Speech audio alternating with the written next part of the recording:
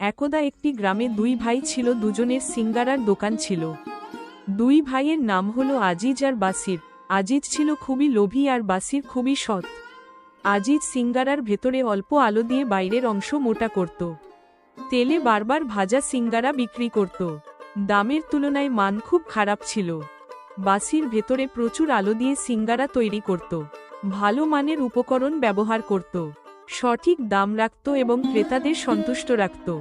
একদিন আজিজ ভাবে, সব মানুষ আমার দোকানে না এসে বাসিরের দোকানে যায় কেন বুঝতে পারতাছি না।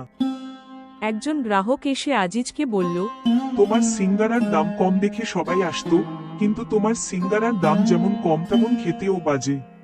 তাই মান খারাপ হওয়ায় ক্রেতারা অসন্তুষ্ট হয়ে বাসিরের দোকানে যেতে শুরু করছে।